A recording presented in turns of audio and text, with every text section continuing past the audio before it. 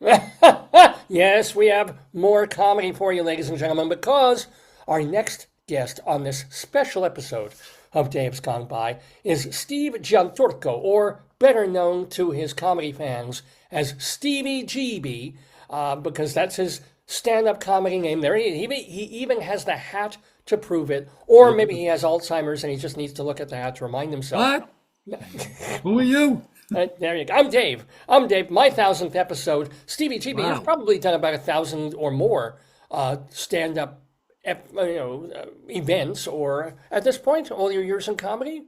I probably have. It's been 34 years I've been doing comedy, so I've probably gone over 1,000. And most of them memorable, I think, one way or Oh, another. well, But all right. What is a very memorable recent stand-up thing? the most recent, well, I don't know about how most recent. My greatest accomplishment was performing at Westbury Music Fair for opening for Dion. And my wife would say, "Oh my God, Celine Dion?" I'd say, "No, no, no, no." And she'd say, "Dion Warwick?" "No, no, no. Dion, like Dion in the Belmonts." And she And said, "Is he still alive?" And I opened for him in front of, it was in the round. Some comedians brag about being in the half round. I had the whole round, 3,500 people. It was amazing. So that was the best gig I ever had. And, that's being at the Paramount in Huntington a lot, opened yeah. for Norm Macdonald and Rob Schneider and Dennis Whoa. Miller, Louis Anderson, a couple of other dead guys. I can't remember.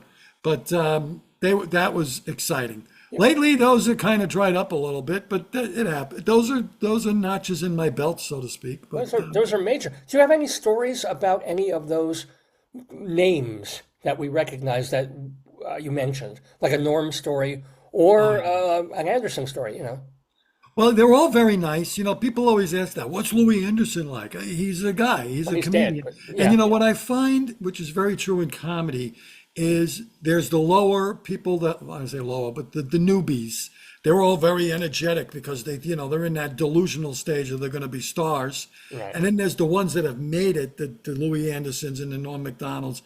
The Norm Macdonalds, they're very nice people and they're comedians, so they respect other comedians, which is rare.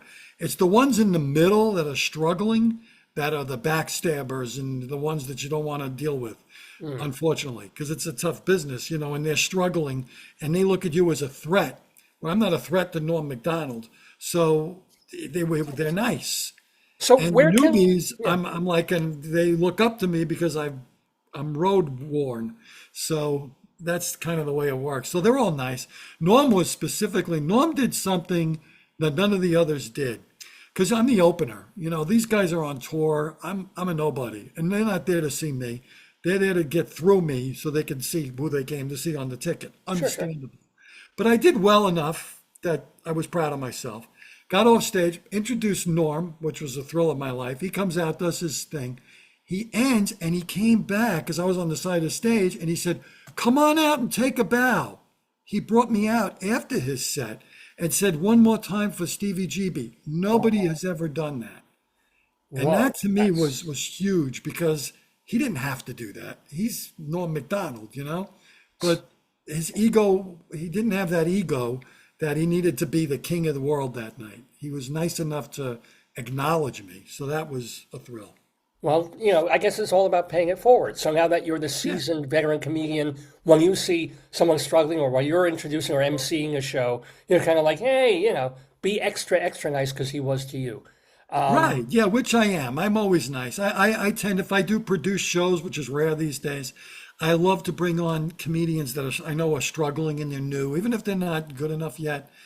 I bring them in, say, "You want to be on this show?" And, not that I'm a Norm Macdonald level, but they appreciate that it's somebody that's paying attention to them. That's not somebody that's saying, "Yeah, you could be on the show, but you got to bring 10 friends." Oh, well, that's I'm not, it's all about people in the seats. I'm not doing that. I'm not demanding that they bring people. I'm saying, "Hey, I'm doing this show. You want to be on it?" So, and I try to help them if they do jokes and they say, I say, maybe I try to help them. Maybe you could do this a little better or that a little better. Not in an obnoxious way, but just in a way that because I know comedy and I know it works. I grew up in the world of comedy, and I could kind of give them a little tip, and they appreciate that.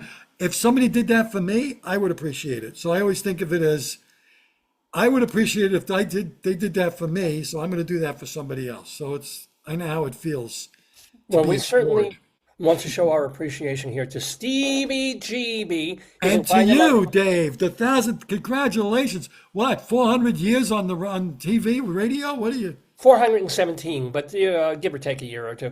Good for Thank you. you so much. Go to his website, by the way, if you want to see him. When's your next gig?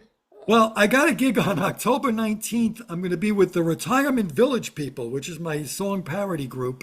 We do songs about getting older. October 19th, I'm at the Glen Cove Library at 2 o'clock in the afternoon. It's free for you. We get paid, but don't tell anybody.